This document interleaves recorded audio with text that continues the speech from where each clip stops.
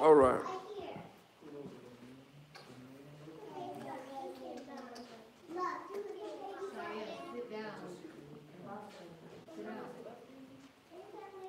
Let's go to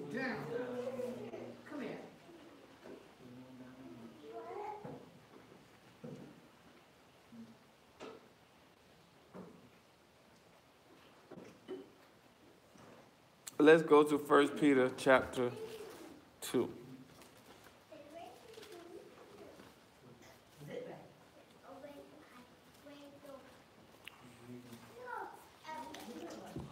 First Peter chapter 2 at the top. It says, wherefore laying aside all malice and all guile and all hypocrisies and envies and all evil speakings, as newborn babes desire the sincere milk of the word, that ye may grow thereby. If so be ye have tasted that the master is gracious, to whom coming as unto a living stone disallowed indeed of men, but chosen of Alahym and precious. Ye also, as lively stones, are built up upon the spiritual house, unto a Kadesh priesthood, to offer up spiritual sacrifices acceptable to Alahym by Yahushua HaMashiach. All right. So we come to look at is, it's kind of touching on what I talked about the week before last when I talked about understanding your desires and what you need to be a workman. And we're going to look at it from a different aspect, and we're going to look at some different stuff about that. So when we talk about you being newborn babes, desiring the sincere milk of the word that you may grow thereby, we're looking at you desiring, as a baby desires milk, desiring to have this man word in your heart, having this man word in your mind, that you may discern to do the things that are pleasing to him, that you may walk in the manner of life that you have committed yourself to walking in. All right? So another thing, too, before we even jump, we're going to jump to Job 22. Before we even go there, I want y'all to look at it like this, especially for us in here, because everybody in here been immersed, and we talk about this all the time. A lot of times when I'm speaking and what I'm talking about, what I'm thinking about, it's supposed to be to aid all us in what we're saying that we're here to do. A lot of times, especially y'all, you know, that came out of the church, y'all know that a lot of times the services and the word that's brought forth is brought forth to win people over. And we don't say win people over like to the word, but win people over to the church or to the assembly or to the whatever they're trying to sway people into. Because it's about the church experience. It's about the praise and worship, the people there, how you making people feel, the whole experience of that church or where you're going to worship at. So a lot of times the message is also catered around that. But at this point, we should be past trying to convince each other that this is what we want to do because we've already committed and signed up for this job. You understand? We've already come to a conclusion that we've taken on this job and this is the job that we're going to do. At this point, we are taking on the responsibility of perfecting our service, becoming profitable, perfecting what we're doing in this man walk. Because we've already committed our lives. When we stepped out of that water, we was born again, committing our lives to having the desire to grow, having the desire to be complete and whole in this man's son and do the things that he ought for us to do so that we can gain salvation. So when we speaking and when we taking his word and we taking what's being said, that's what you're looking at. Everything that you do from this point out, you're doing that to become perfected and become a son. Once you've committed and said this is what you want to do, he's going to come right behind you to test that. He's going to come behind to test what you've heard, test what you've learned, test what you vocalized out of your mouth that you said you're going to do, so that you can become profitable, and like we talked about last night, so that you can serve. You can't serve and still try to serve yourself, all right? You still got to be able to keep yourself under subjection so that you can be in line with this man's word. So let's go to Job chapter 22, and let's look at it. All right. Let's do it at the top. Then Eliphaz the Temanite answered and said, can a man be profitable under Alahym, as he that is wise may be profitable unto himself? Is it any pleasure to the Almighty that thou art righteous, or is it gain to him that thou make thy ways perfect? So start right there. He said, can a man be profitable under Alahym, and he that is wise may be profitable unto himself? So let's look at that. The word profitable there is Sakan, 3 letters. Sakan, 3 letters. I'm going to go ahead and just get into it. Sakan is Samak, Kaf, and Noon. Samak, Kaf, and Noon. Any guesses on what you might get for that? That word is profitable. The definition of it is literally to minister, to be serviceable, to be customary. All right? So it's literally to serve, like we talked about, being serviceable, able to minister. So we go back and look at it, he's saying, can a man be of service to Alahym, as he that is wise may be profitable unto himself? All right? So when we're looking at that, what do y'all think we're getting from that?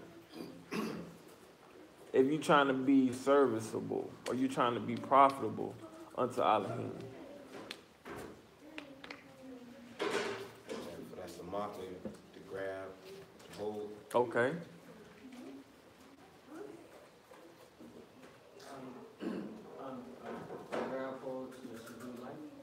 Okay. You got it up? You still got, pull up, cough, and read the definition. You got open palm, to bend, to allow, to open, to tame, to subdue, to work, to be filled. Okay. So we said the first one is what? To grab hold. To grab hold. To be filled with life. To grab hold to be filled with life. What you want to go with? That is not bad. What I would go with, because we're talking about being serviceable, or we're talking about being profitable. So we're talking about profits. What do you think of? Like literal profits. Like how do you make profits? Hush it up. You crying for nothing. I don't want to hear it. Well then, welcome back. And missed. All right, so this is what we're going to look at. We're going to look at you grabbing hold to that work. We're going to look at you grabbing hold to that work so that you can get eternal life. Because that's what you're doing. You're enduring to the end. And you're going to have to put in that work. And that's what we're looking at, being profitable and being serviceable. Because you're going to have to continue that work. It's not something that you do and you got it and it's done. That work got to be done day in and day out until you leave this earth.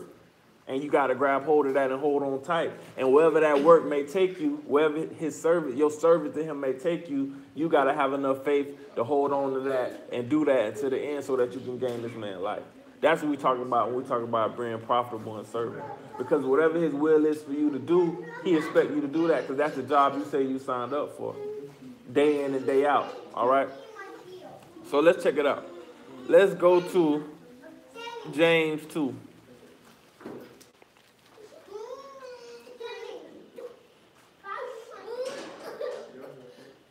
James 2 and 14.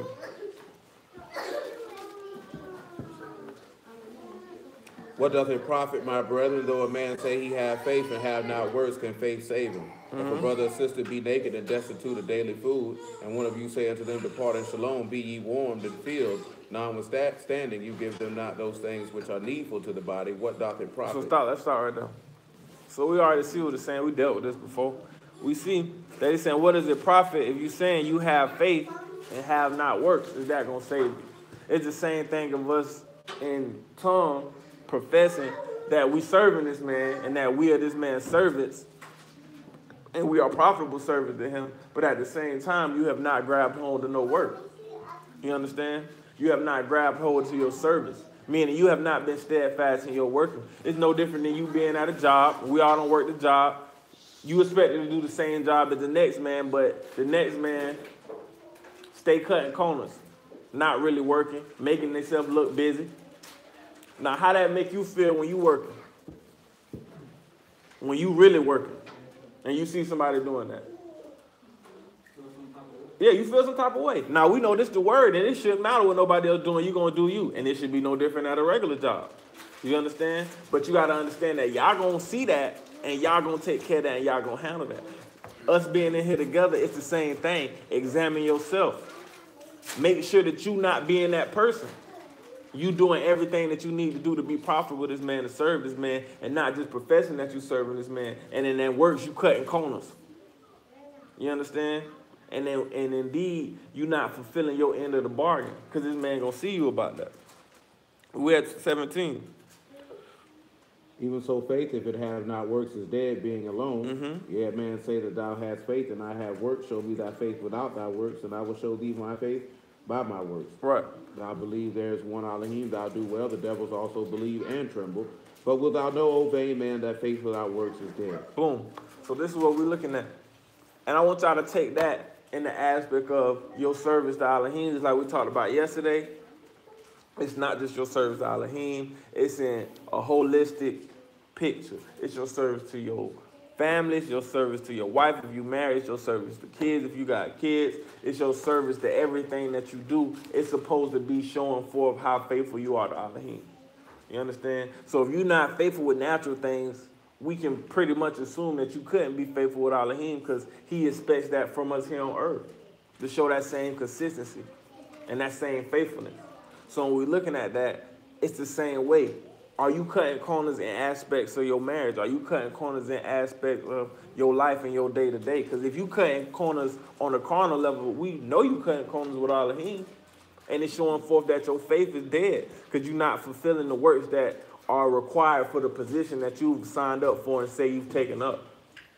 And we say we've taken up that position when we died and said that we're going to put on this man's son, and we've died to ourselves and now we're reborn. Now we've taken on that position, and now we are held accountable to the position that we said we signed up for. So you got to look at that. Are you holding yourself up to that, and are you being profitable? Because that's what we're looking at. Can a man be profitable with Alahym? And if so, how can a man be profitable with Alahym? So when we asking that question, just y'all thoughts. Being profitable with Alahym to you is what?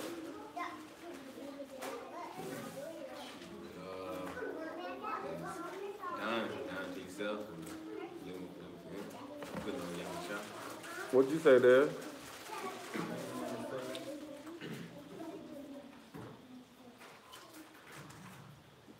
Said what? Remain in the faith. What'd you say? Being the son and daughter of Alahym. Being the son and daughter of Alahym. All right. So we're going to take all that into consideration, and we're going to see what that look like. Because that is what it is. But let's see.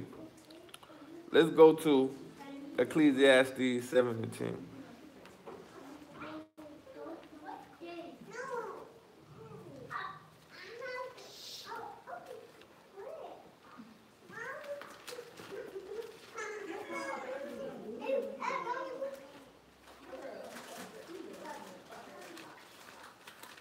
And then we're going to go, once we do 7 and 10, we're going to go back to Job 22. Say not thou, what is the cause that the former days were better than these? Dost thou inquire wisely concerning this? Wisdom is good with an inheritance, and by it there is profit to them that see the sun. All right. So right there, it's saying that, say not thou, what is the cause of thy former days? Well, they were better than these, for thou dost not inquire wisely concerning this. All right. So like I said, let's go back to Job.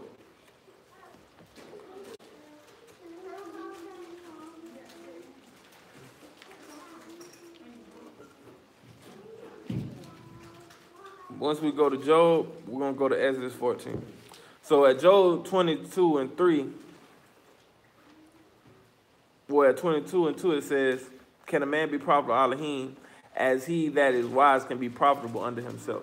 So when we're looking at him that is wise, we already know wisdom is just skill in war. That's just your skill and be able to combat and fight the day-to-day temptations of your flesh and be able to discern what you ought to do what's pleasing to Alahym. Because if you don't know how to be pleasing to Alahym, you can never please him. So if you're not able to discern what you need to do in situations that is going to bring forth honor to this man's name, how could you please him? So it say he that is wise is profitable unto himself. Let's look at somebody that was profitable unto himself. Let's go to, matter of fact, before we go to Exodus, let's go to Genesis 41.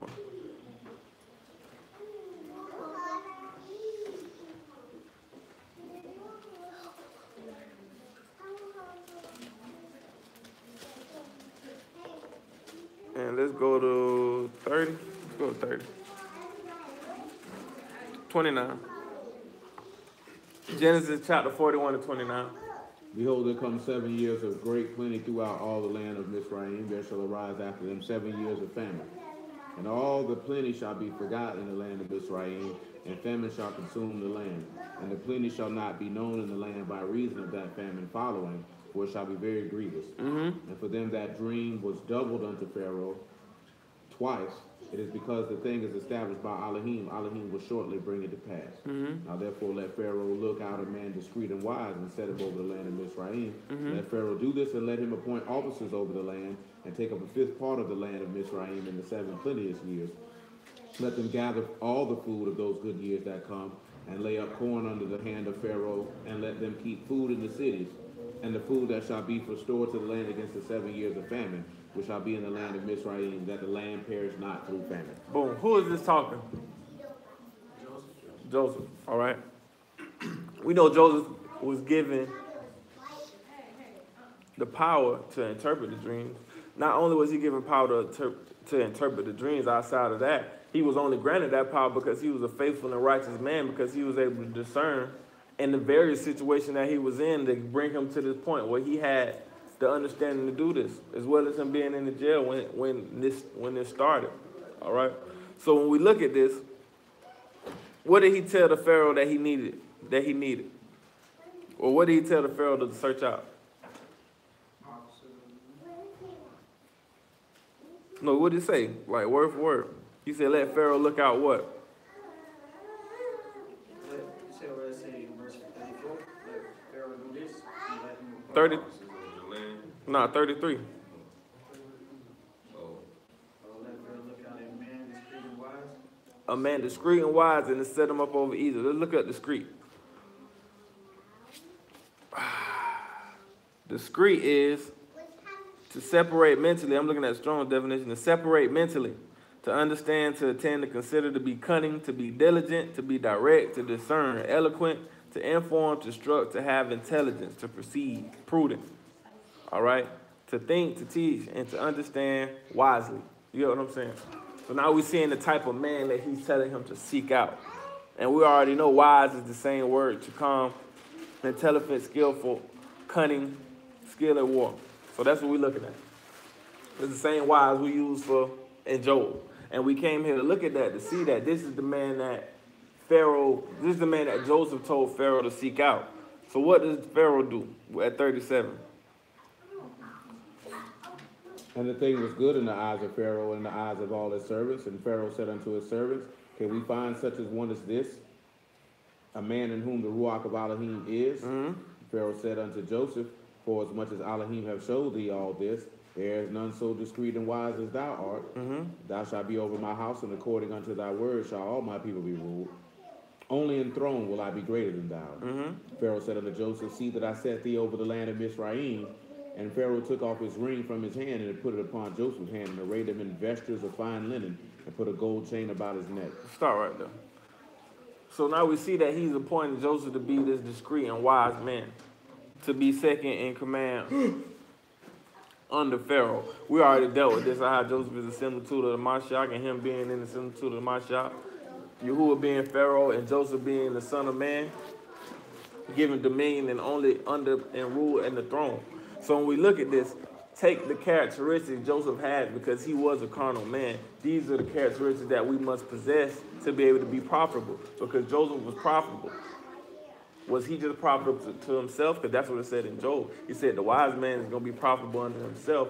But for you to do the service, like we talked about last night, him that is chief among you has to serve. For him to be able to be in the position that he was in, to be second under Pharaoh, he was already serving before he got that position.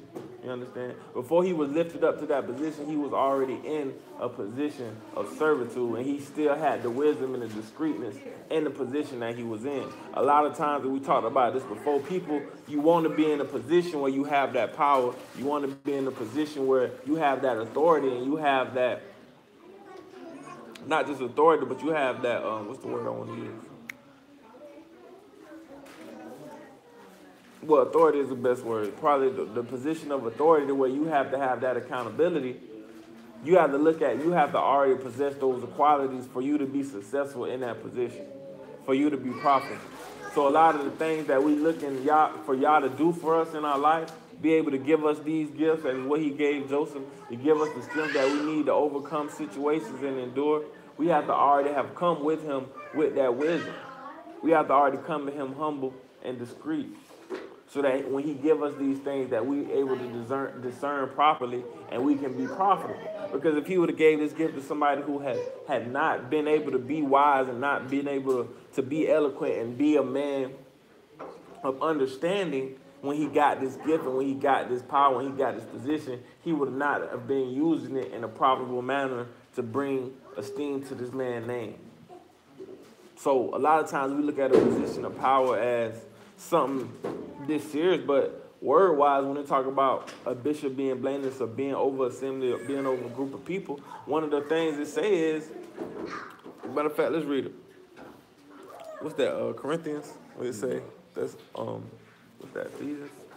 I don't even know what that's at. When they say a bishop must be blameless, one with one wife. What that is? First Timothy. All right. Yeah, let's read that.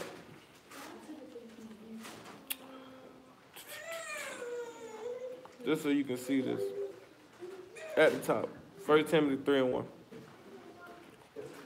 This is a true saying, if a man desire the office of a bishop, he desire a good work. A bishop then must be blameless, the husband of one wife, vigilant, sober, of good behavior, given to hospitality, apt to teach, not given to wine, no striker, not greedy of filthy lucre, but patient, not a brawler, not covetous, one that rule as well his own house, having his children in subjection with all gravity. For if a man know not how to rule his own house, how shall he take care of the house of Alahym? Not a novice, lest being lifted up with pride he fall into condemnation of the devil. Moreover, he must have a good report of them which are without, lest he fall into reproach and snare of the devil. All right, so let's stop there.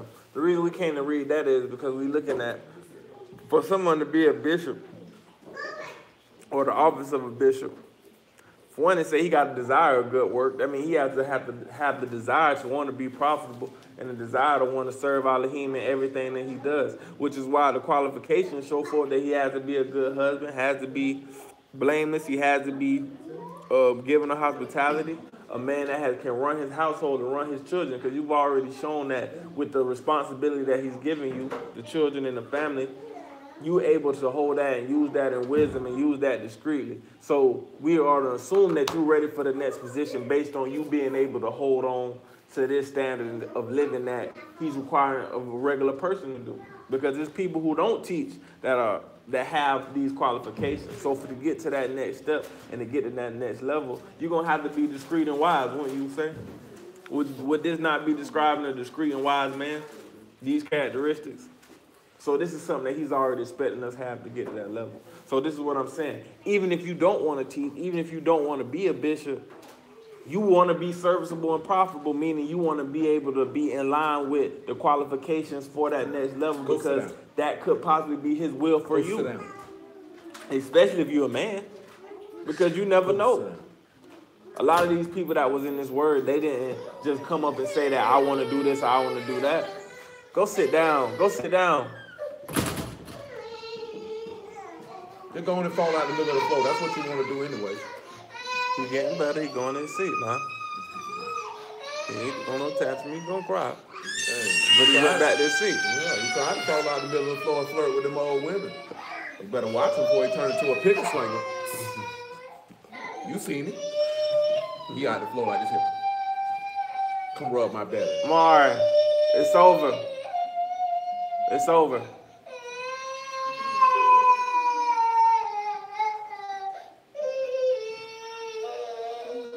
Anyway. Hush, boy. All right, so this is what we're looking at. So the fact that these are qualifications and these are things that you already want to be in line for, this is going to make sure that you're going to be able to be serviceable and be able to be profitable to this man. So, all right, let's go back to 41. Genesis 41.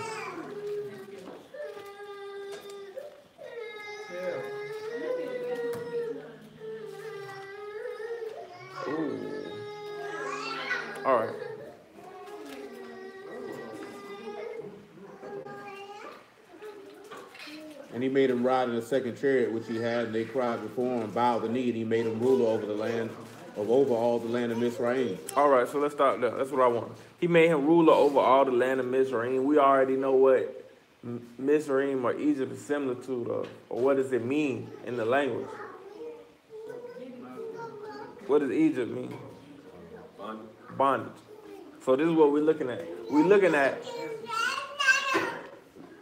if we're given the rule and we're given the wisdom and the discreetness to be able to be serviceable, it's all about how we are able to rule.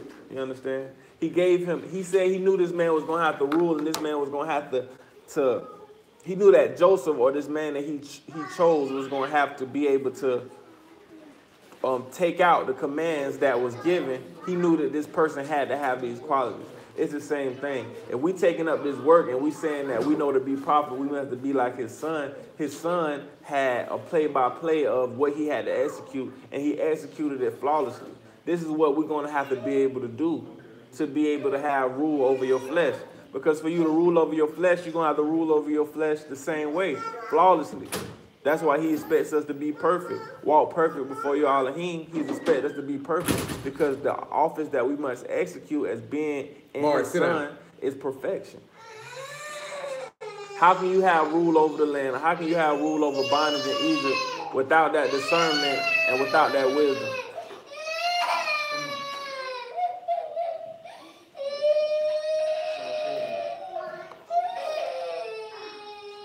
All right, so let's look at that. Let's look at why a lot of us being kept back from getting what we say we want or being profitable. Let's go to Exodus 14.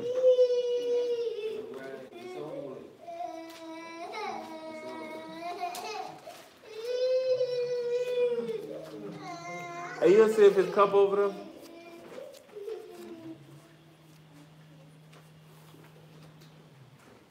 Yeah, cup, now you want to stop. Oh, flies, nigga. Wow, and the cup. He don't know how to say cup. Water. He don't know how to say it yet. What else he gonna do? He heard. But he looking too. I told he heard what you talking about. He heard. He don't know how to say it though, bro. What you supposed to I ain't do? talking about nothing about him saying it. All I'm saying is he heard cup, and all of a sudden it ceased. Cause that's what he wanted. Juice, water, milk, Something. beverage. Nourishment. Ain't no nourishment, no beverage. Water. I'd like a toddler beverage, please, not an adult beverage. All right, we at Exodus. I said 14. Let's go to. Hey, all you children need to find somewhere and place your posterior though. This ain't no rompers room, so you need to find somewhere and sit down.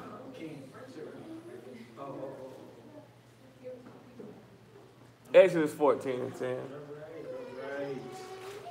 And when Pharaoh drew nigh, the children of Yasharal lifted up their eyes, and behold, the Egyptians marched after them. They were sore afraid, and the children of Yasharal cried out unto Yahuwah.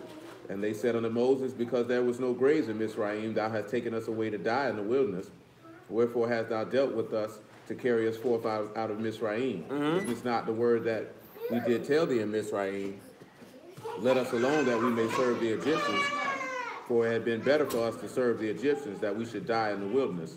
Moses said unto the people, fear ye not, stand still and see the salvation of Yahuwah, which he will show you today. For Egyptians having you seen today, ye shall see them again no more forever. Yahuwah shall fight for you, and you shall hold your shalom. So let's start right now. So look, now we're looking at like what we just talked about, and what I want y'all to get y'all to see.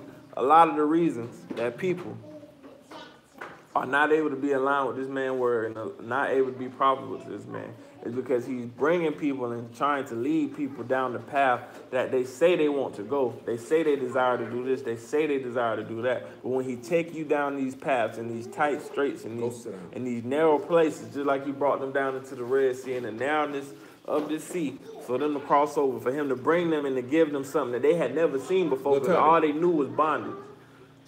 The first thing we see them say is what? He say, because there were no graves in Egypt, thou hast taken us away to die in the wilderness, wherefore thou hast dealt with us to carry us forth out of Egypt. And the key thing I want y'all to see is this. It is not the word that we did tell thee in Egypt to let us alone, that we may serve the Egyptians. For it had been better for us to serve the Egyptians that we should die in the wilderness. That's why we went to read Ecclesiastes, because what does it say? Just real quick so y'all can see, remember what it said. It says, say not thou, what is the cause of the former days, for they were better than these. For what thou inquire, thou does not inquire wisely concerning this. So it's pretty much saying that you don't need to be sitting here talking about how much better it was before. It's not wise to inquire that, because he's trying to take you and put you in a better position, because you said this is what you desire. You said you desire to be free, because what did it say in Exodus? It say, I heard your cries and your affliction, right? So you clearly were not in the position that you wanted to be in before. How it was before is clearly something that you didn't like. You didn't enjoy. Us being in sin and us being in bondage to our flesh is not something that we desired to be in. But when this man tried to pull us out and show us the way and put us with people that make us become more profitable and put us in a situation that's going to purge us and refine us, what's your flesh saying? The same thing they saying. Well, it was better when I could do this, that, and the third, and I can kick it with such and such, and I can do this, and I can do that. That's the same mentality that our people always had, which is why they were not able to be profitable. And if you're not able to be profitable, this man got to tax you. He got to take your life. Because if you're not profitable to him, you serving no purpose. Period. And that's what I want y'all to see. We can't have that mentality. We can't be looking back and going back to stuff that's comfortable for us because we're in an uncomfortable position. Because guess what? Once you already go through the stuff that you've been through, once you already been in an uncomfortable situation, and that situation is changed and is escalated into a more uncomfortable position, you're going to feel more comfortable back where you were, because that's something that you were already used to, and that's something that you feel like you could handle because you had already been doing it. You understand? That's why it's so easy for people to go back to sin, go back to people they've been around, because they flesh, you spend more time in that. They had spent their whole life in Egypt. So this little short second that they in this persecution, they in this bondage, you got to see to the left and see to the right, and the Egyptians behind you, you feel like, shoot, it was better when I was just struggling. Because this right here is way tougher than what I thought it was going to be. And I said I wanted this, but I'm more comfortable with what I'm used to. That's what stopped people from being profitable. That's why you're not able to serve this man. Sit on your and butt. it's showing you what your desire is. That's why we read James. How can you say, hey, I got faith, I want to be saved, I want to make it to the kingdom. He put you in the trenches. Oh, sure, I'm straight. Lizzie, go sit on your butt. Or like the example he gave, if somebody saying that they want this and they want that, and you saying you'll be all right and you don't get them what they need. He trying to give us what we need, but we don't want to take it. But we saying it's what we need. You saying you tired, you saying you need help, you saying you need saved, but when he lend his arm out and he put you in a situation to help you be what you say you want you to be, now you folding and you don't care, and it's all right, I'm straight, I'm good with how it was. Y'all got to see that's a mentality that we always had as a people. We went out of Egypt 30 minutes before we was already saying that. And we're going to see other examples. Every time it got a little tight, that's the mentality we had. We want to go back to how it was. Matter of fact, let's go to Numbers 11. Let's see another example. They do the same thing.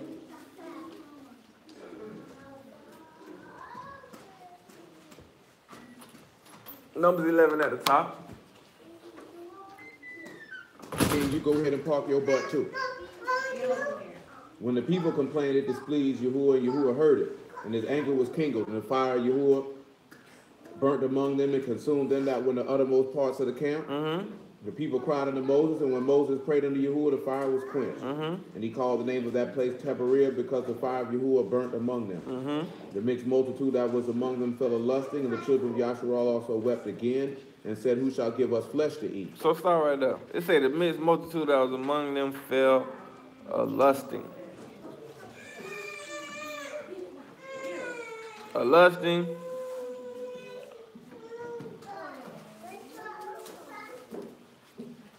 Ahua, to desire, to be desirous, to long for, to lust after. All right? So that's what we're looking at. We're looking at the mixed multitude.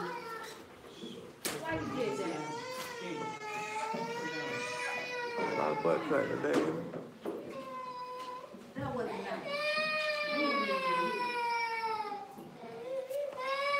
Shut your mouth. So what we're looking at is the mixed multitude.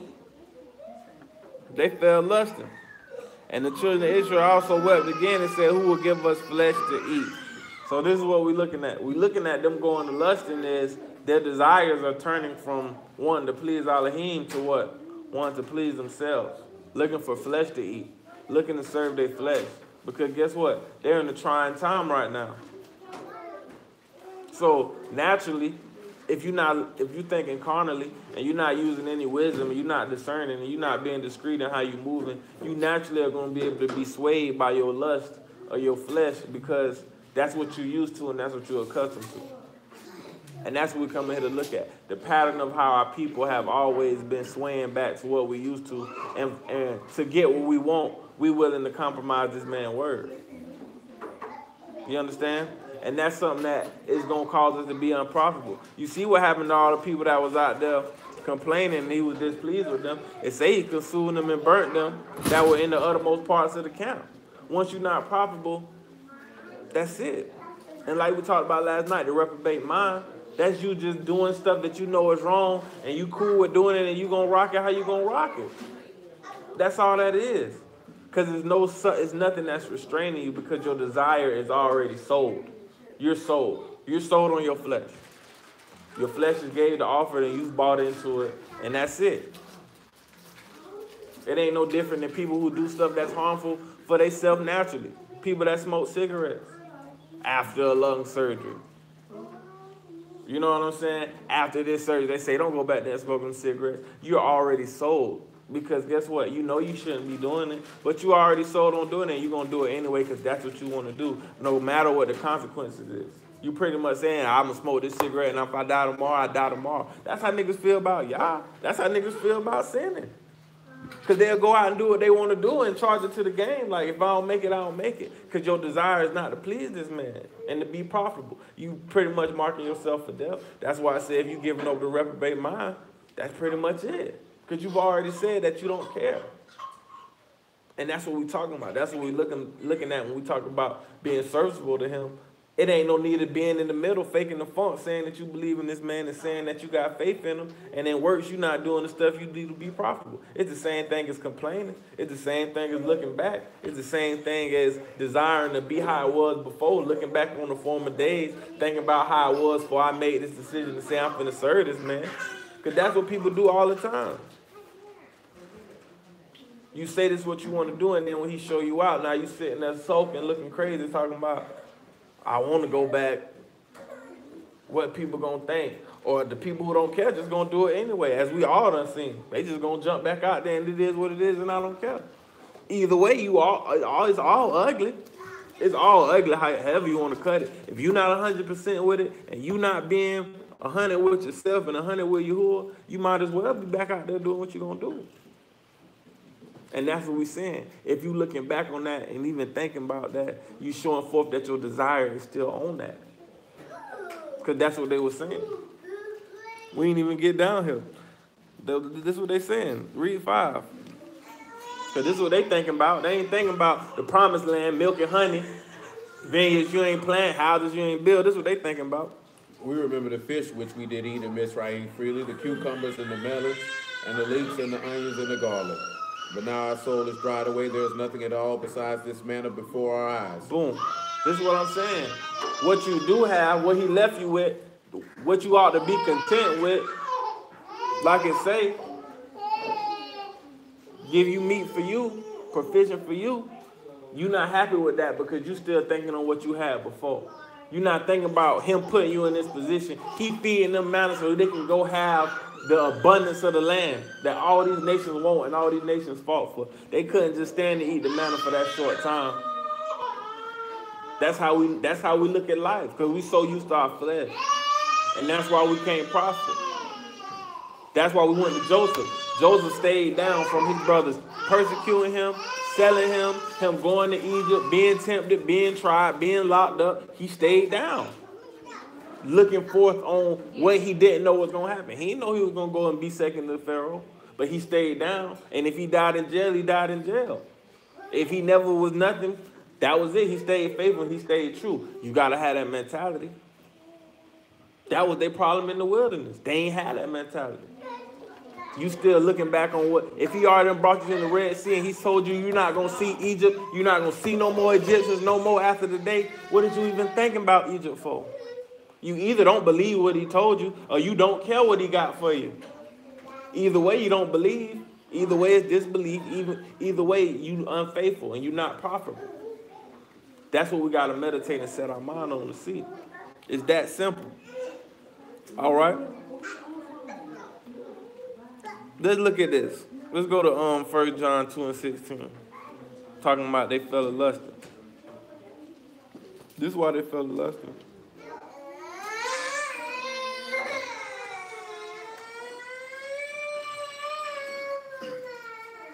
So y'all wouldn't have them problems. You sit your butts down.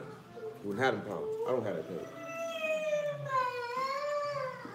1 John 2 and 15. You got that? How many times have you heard me tell you I don't got that? I don't know. I don't keep up with your boy. I am. You got to keep up with it. I've stated it on numerous Love occasions. not the world, neither the things that are in the world. If any man love the world, the love of the Father is not in him. It say, for all that is in the world, the lust of the flesh, and the lust of the eyes, and the pride of life, is not of the Father, but is of the world. And the world passes away, and the lust thereof, but he that doeth the will of Alahym abide forever. It go right back to what we read about desire. I desire to do your will. That's why I said it's the same thing. It's the same concept. It's where your desires are. They were being lustful in the wilderness because they desire was to the world. How we know they desire was the world? Because the first thing they said, we had leeks and melons and fish. You thinking about carnal stuff. If this man can make manna rain out of heaven, he can make fish drop out the sky. If that's what you want, the things that you want and desire is weak compared to what you can get. That's where the faith come in at. Are you really setting your affections and your desires on things that you couldn't even fathom and imagine? Because you've seen fish, you've seen leeks, you've seen melons, you've seen a woman, you've seen a man. These things that you could possibly be desiring is something you already had. Why would you want something old? Why would you want something you already had before? What's the big deal? All these things that we've already done, how can we be lusting on something like that when this man telling us his stuff that people couldn't even imagine that he got for you? All you got to do is stay down. You understand? It's different. That's why we look at these prophets and these people, they stayed down without these promises that Yahushua done spoke out his mouth and said he got for us. This man told us out his mouth he got mansions, many mansions. If it was not so, I wouldn't have told you. I've told you his treasures I got for you. He told us this out of his mouth. These people stand down off the strength of this they believe, and this is what I stand for, and I'm going to do it. What's our excuse now? We ain't got no excuse. We don't got no excuse that we can't execute this man's word flawlessly, perfectly. Be able to gain the strength we need to get from those who we need to gain it for, and to be able to gain understanding from the situations he's putting us in. Because that's what it really is. The situation that he's putting us in is trying us to see if we really love him and the decisions we make. If you saying that you desire to have this and you desire to have that, okay, I'm going to give it to you. What you going to do with it now? You know what I'm saying? Because that's what they said. They said they wanted to be liberated. They said they didn't want to be in bondage. Now I brought you out. What you going to do? You say you want to be married. You say you want to have kids. Boom. This is the situation. This is what you said you desired to have. You said this is what you wanted. I gave it to you. Are you going to do right by it? Are you going to move how I asked you to move? Are you going to do what's expecting you or what you agreed to do? No different than we went in the wilderness. He said everything that you said we'll do. Boom. Blood sprinkled, sealed the deal. This is what they asked for. This is what we asked for. And then when it's time for us to hold up our end of the bargain, we looking crazy. And we talking about leeks and melons. You get what I'm saying? Like, that's the world. That's the lust of the world. The lust of the world get destroyed. He who do the will of the Father abide forever. That's what it's telling us, but I don't think we holding on to that. That's not what we gravitate to. That's not what we keeping in our mind. Because if so, we wouldn't do the things we do. We wouldn't say the things we say. We wouldn't be as unfocused as we are as a collective whole. All right? Let's look at it.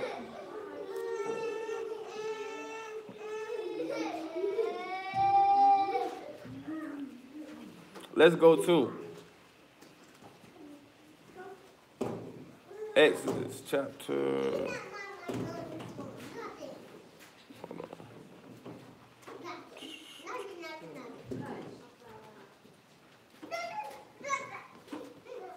Hold on, give me 1 second.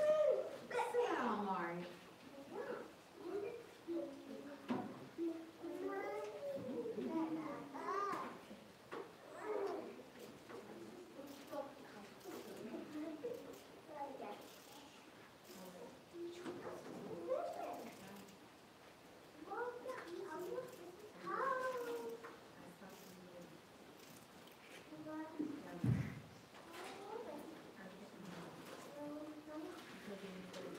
Yeah, my bad. Numbers 14, that's what I wanted. I apologize.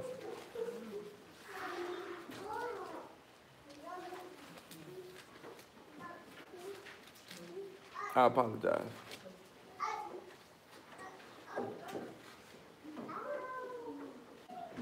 All right. So like we read before, we see that the whole thing was the influence. We being influenced by the lust of other people, the lust of our own self, and not being able to be strengthened by those who are already strong.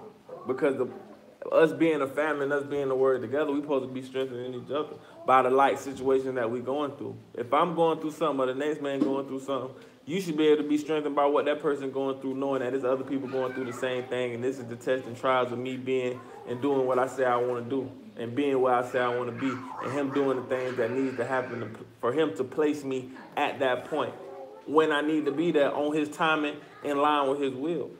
And a lot of times when he sends these people and he sends these situations, we forsake it, we frown on it. And just like they did to Mashiach, we afflict the person that he's sending there to help us. And we cleave to the people that strengthen us in our wickedness. We cleave to the people that's making us feel good about the state that we're in, and we shunning the people that's trying to be there to help us and get us through and get us where we need to be. Another reason why we become unprofitable. And another reason why he give us over to that mind. Let's read that Numbers at the top. Numbers 14. All the congregation lifted up their voice and cried, and the people wept that night. And all the children of Yasharal murmured against Moses and against Aaron. And the whole congregation said unto them, Would Alahym that we had died in the land of Mizraim, or would Alahym we had died in this wilderness? Wherefore have Yahuwah brought us into this land to fall by the sword, that our wives and our children should be a prey? Were it not better for us to return to Mizraim? So you see they saying the same thing. That he's saying it's not wise for you to say. That it would be better how it was before. But let's read on and see what happened. And they said one to another, Let us make a captain and let us return into Mizraim. Then Moses and Aaron fell on their faces before the assembly of the congregation of the children of Yasharal, and Yahushua the son of Nun, and Caleb the son of Yepnah, which were of them that searched the land, rent their clothes. They spake unto all the company of the children of Yasharal, saying, The land which we passed through to search it is an exceeding good land. If Yahuwah delight in us, then he will bring us into this land and give it us a land which flow with milk and honey. So boom. This is what we're talking about. What their affection set on. The promises.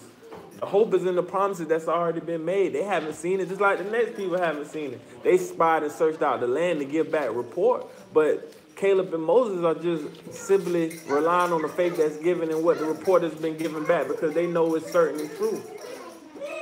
So when we look at that, shoot, the land that we're supposed to be getting is already searched out.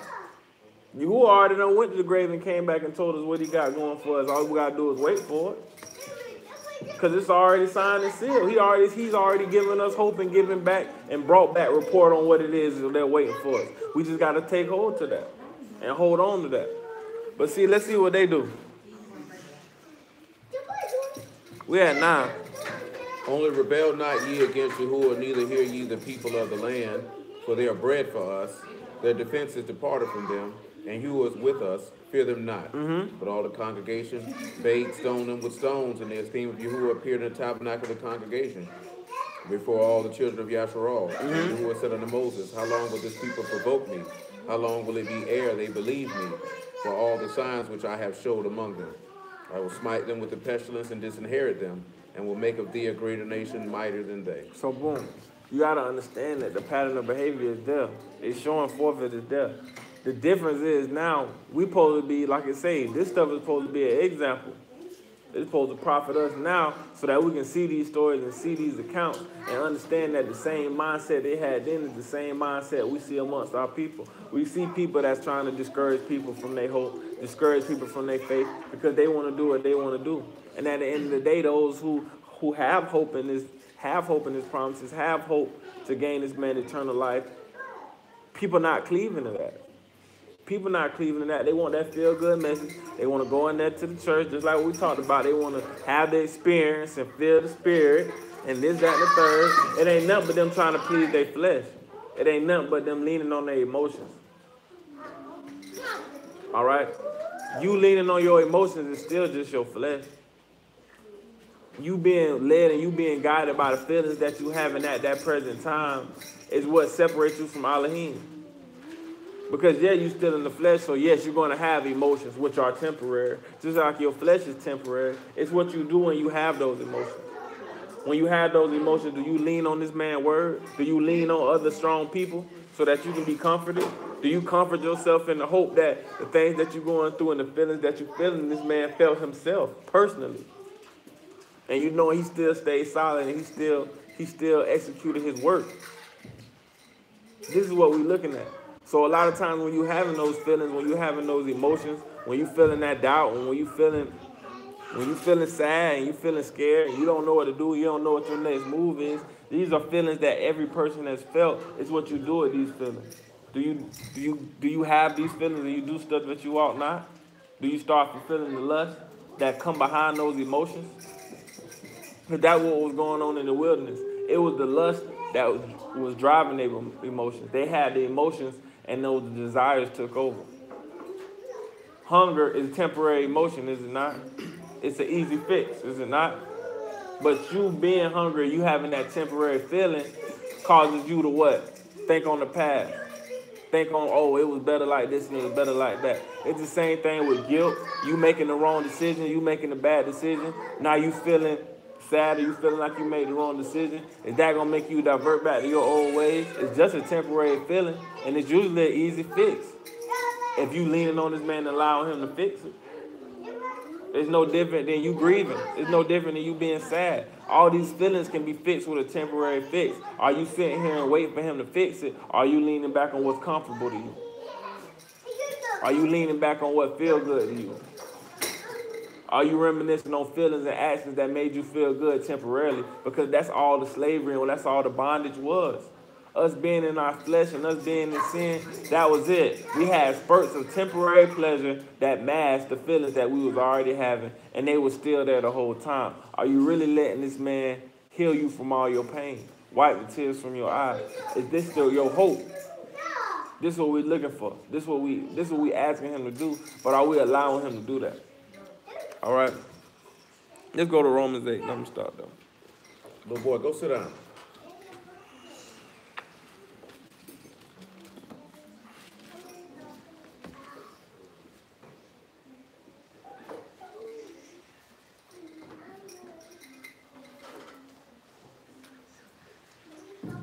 Romans 8 and 6. For to be carnally minded is death, but to be spiritually minded is life and shalom. Because the carnal mind is enmity against Alahym, for it is not subject to Torah Alahym, neither indeed can be. So then they that are in the flesh cannot please Alahym. But you are not in the flesh, but in the Ruach, if so be that the Ruach of Alahym dwell in you. Now if any man have not the Ruach of Hamashiach, he is none of his. And if Hamashiach be in you, the body is dead because of sin, but the Ruach is life because of righteousness. All right. One more 11. I'm sorry. But if the Ruach of him that raised up Yahushua from the dead dwell in you, he that raised up Hamashiach from the dead shall also quicken your mortal bodies by his Ruach that dwell within you. That is what our hope should be. Our hope is to obtain this man Ruach so that he can dwell in us, so that we can be renewed by his death, so that we can be renewed in Ruach, so that we may be able to stand in that day, and that we may receive the rewards and hope that he has stored up for us.